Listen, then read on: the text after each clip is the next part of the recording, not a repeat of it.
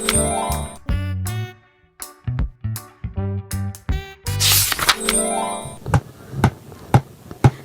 ka na bang manood at makinig? Kasama mo palagi si Teacher Arlene. Handa ka na bang manood at makinig? Kasama mo palagi si Teacher Arlene. Halina at matuto ng bagong aralin. Halina at matuto ng bagong aralin. Hi kids! Welcome back to our YouTube channel, Teacher Arlene.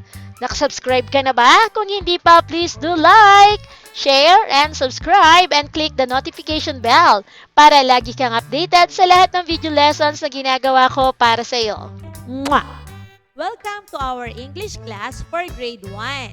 We are now in quarter 3, week 2, and week 3 of our lesson.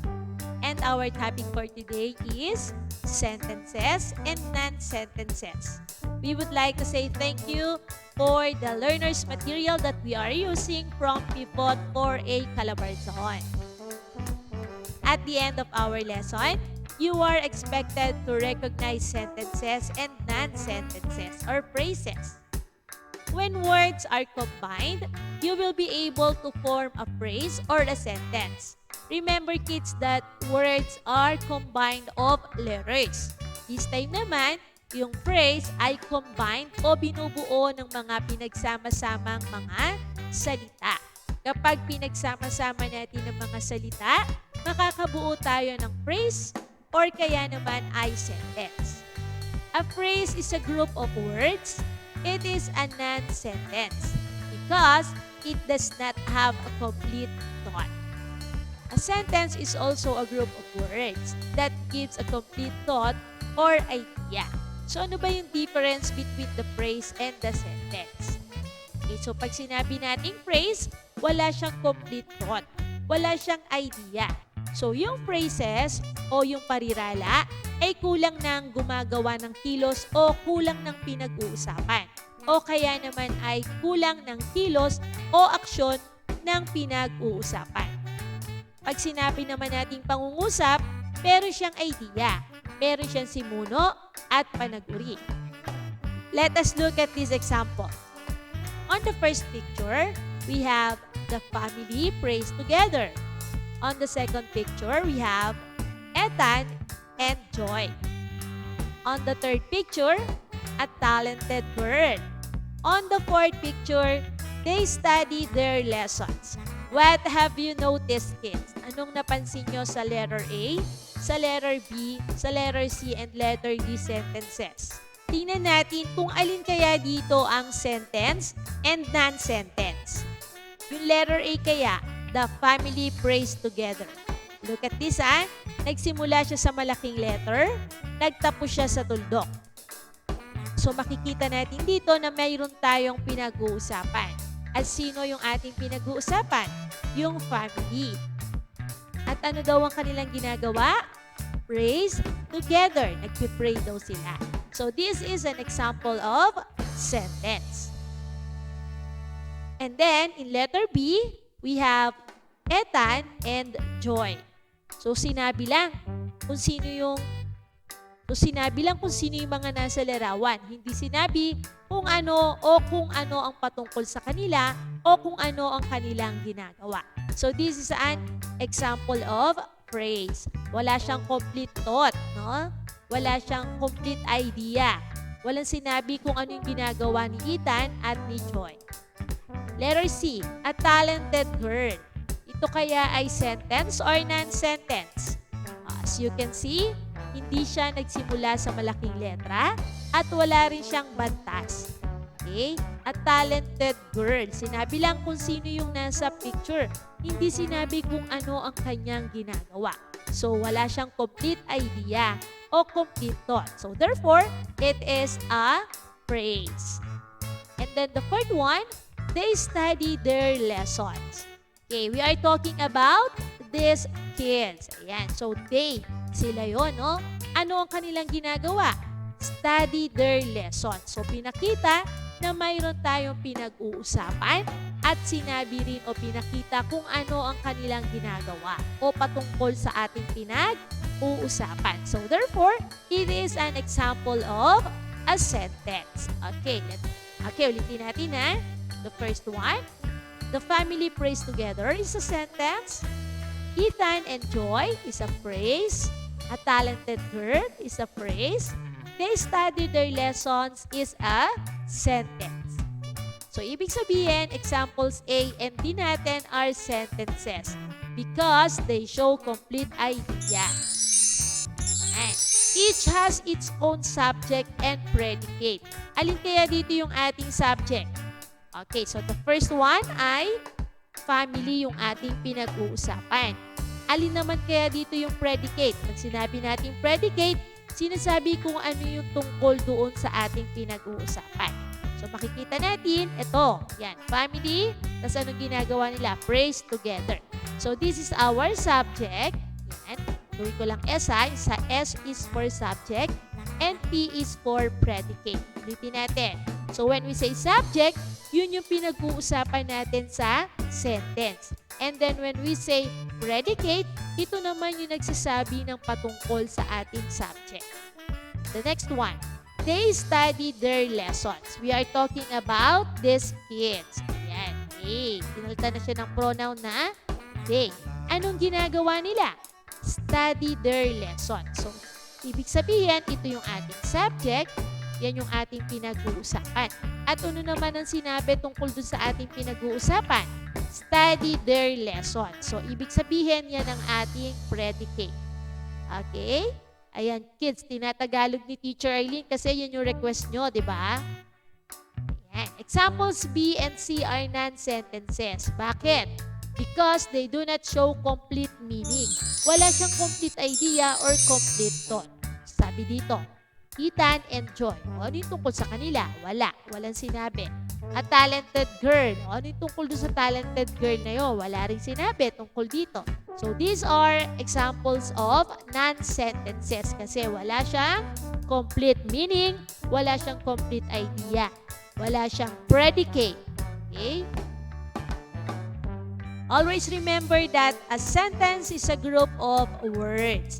It tells a complete thought or idea. It is composed of a subject and a predicate. It begins with a capital letter. So, bukod sa nag-i-start ito sa capital letter, it also ends with a period or a question mark kung nagtatanong yung ating sentence or an exclamation point kung ito ay exclamatory sentence, o yung nagpapahayag ng matinding damdamin. Pag period naman, kung nagsasalaysay or telling sentence. Okay? Yan. Let us study the sample sentences. Ella plays the piano. Alin kaya dito yung ating pinag-uusapan, kids? So, we are talking about Ella. So, ibig sabihin, yan yung ating subject. Yung ating pinag-uusapan sa sentence. Ano naman ang tungkol kay Ella? Anong ginagawa niya? Okay, plays the piano. So, naglalaro daw siya ng piano. That is our predicate. Ulitin natin, no? Pag sinabi natin subject, yun yung ating pinag-uusapan sa sentence. Pag sinabi naman nating predicate, ito yung nagsasabi ng patungkol sa ating pinag-uusapan o subject. Okay? Yan. Predicate tells something about the subject. Okay, as you can see, it begins with a capital letter. Lalo na pangalan pa ito. As you can see, it begins with a capital letter and ends with a period. Kasi it is a telling sentence. The sun rises in the east. Okay. Alin kaya dyan yung pinag-uusapan natin? We are talking about the sun. So that is our subject. And what tells about the subject? Yan. Rises in the east. So that is our predicate. Okay? So, yung subject ay yung sun ang ating pinag-uusapan and then, ano yung sinabi niya tungkol sa sun? Rises in the east. So, that is our predicate. Yan. I hope it's clear. Another example. The garden is beautiful. As you can see, it begins with a capital letter and ends with a period. Okay, so what we are talking about in this sentence? We are talking about the garden, so that will be our subject. And what tells something about the garden? It is beautiful. So that is our predicate. Uulitin natin. Yung subject, yung ating pinag-uusapan, and then yung predicate, yung nagsasabi ng tungkol sa ating pinag-uusapan or subject. And let us study the example sentences. So let us look back dun sa ating mga sentences. On our first sentence, Ella plays the piano.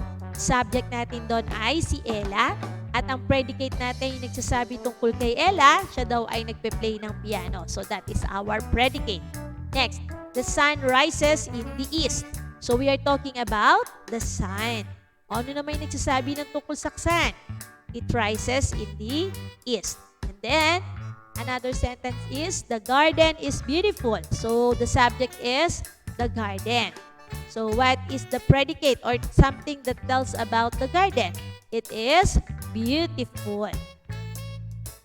A non-sentence like a phrase is also a group of words. Unlike a sentence, it does not tell a complete thought or idea. It may just be the subject or kaya naman ay predicate lang. Okay? So, yun ang difference ng sentence and non-sentence. Again, yung sentence, it begins with a capital letter and ends with a period o kaya naman ay question mark o kaya naman ay question mark or exclamation point. Okay? So, meron siyang complete thought or idea. Meron siyang subject, yung pinag-uusapan natin, at yung predicate ay yung something na nagte-tell about the subject.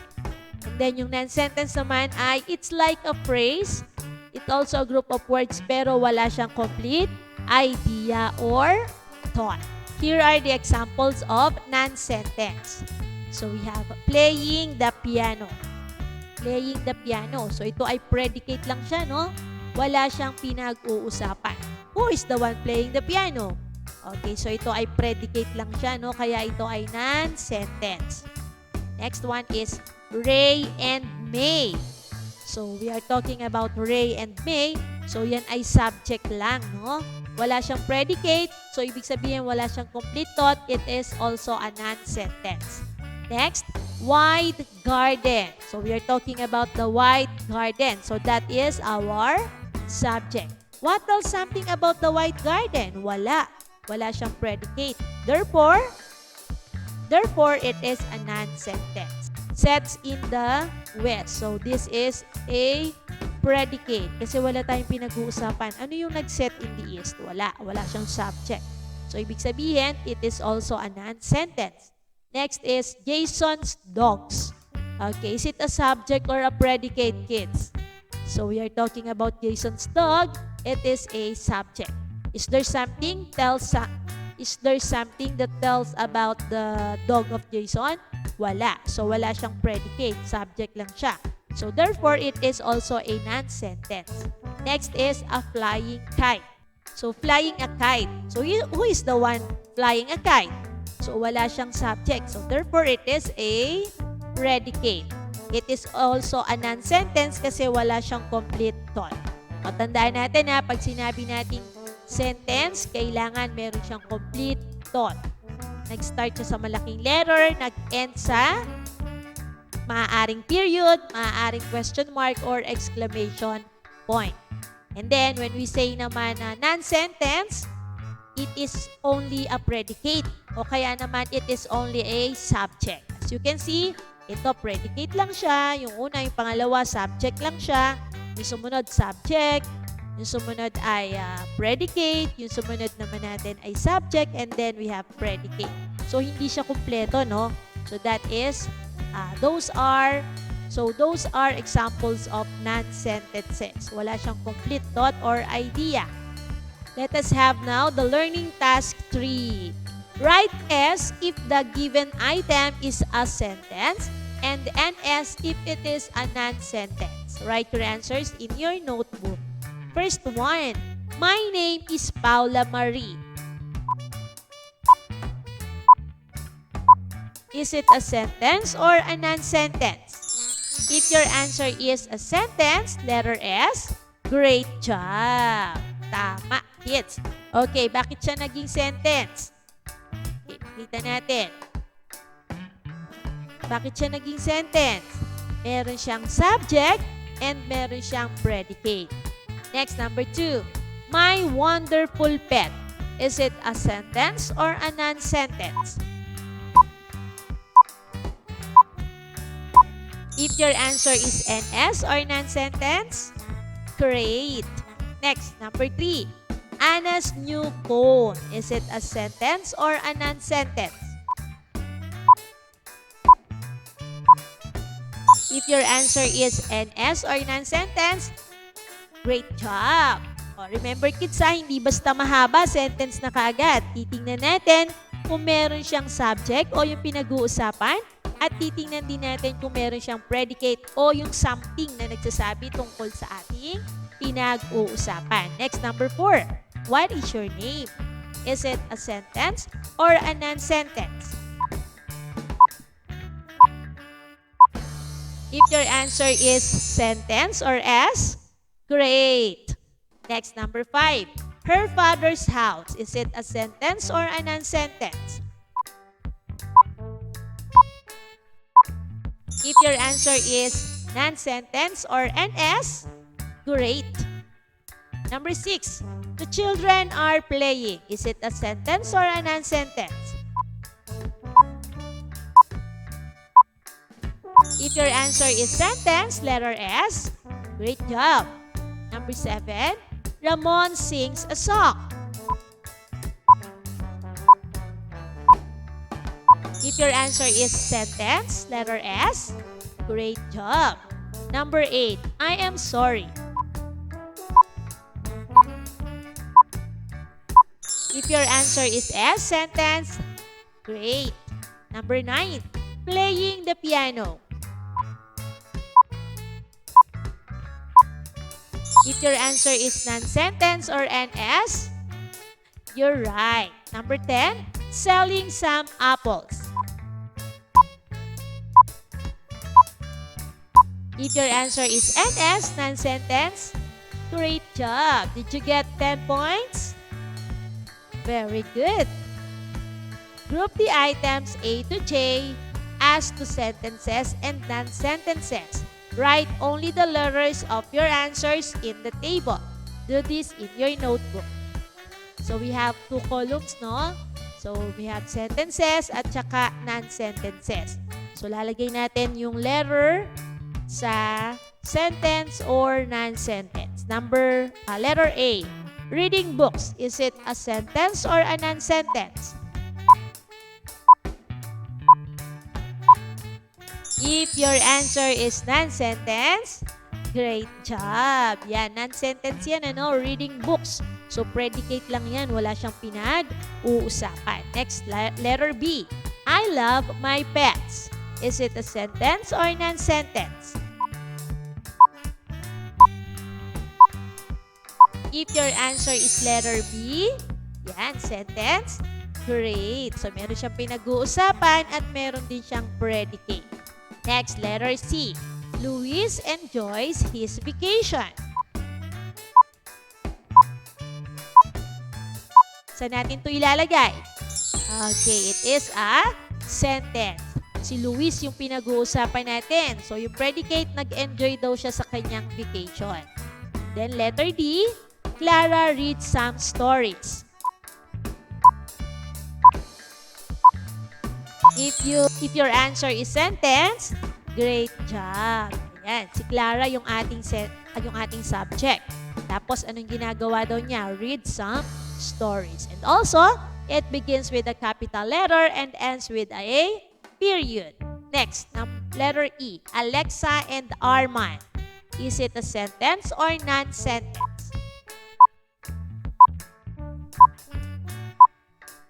Okay, kung sa non-sentence mo siya inilagay, great job. Kasi si Alexa and Arman ay subject lang. Walang sinabi kung ano yung tungkol sa kanila. Next, letter F. My sister bakes a cake. Is it a sentence or a non-sentence? If your answer is sentence, great job. Letter G, drinking apple juice. Is it a sentence or a non-sentence? If your answer is non-sentence, magaling. Next, letter H. Carlo recites a poem. Is it a sentence or a non-sentence?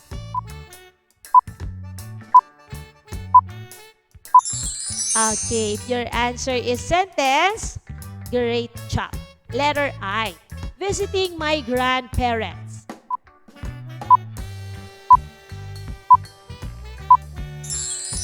Okay, kung nilagay mo sa non-sentence, tama ka. Letter J. Vince's favorite toy. So, kung nilagay mo siya sa non-sentence, great job. Ayan, so kids, kitang-kita na natin yung differences between the non-sentence and sentences. For learning task 5, tell if each given item is a sentence or a non-sentence. Okay, for number 1, a long belt. Is it a sentence or a non-sentence? If your answer is non-sentence, great. Number 2, this is our house. If your answer is sentence, great. Number 3, it is a beautiful bridge. If your answer is sentence, very good. Next, number 4, visiting my doctor.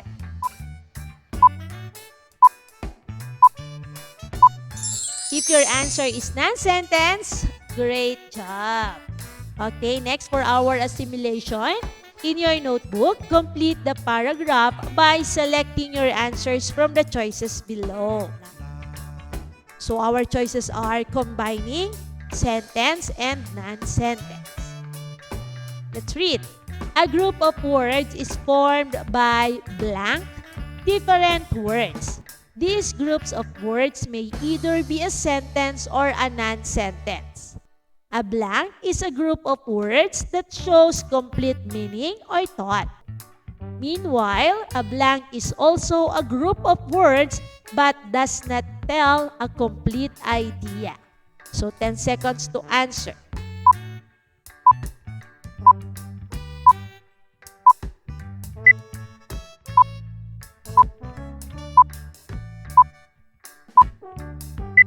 Are you ready to give your answer? A group of words is formed by combining different words. This group of words may either be a sentence or a non-sentence. A sentence is a group of words that shows complete meaning or thought. Meanwhile, a phrase is also a group of words but does not tell a complete idea. Thank you for watching and listening, kids. Bye-bye. See you on our next video.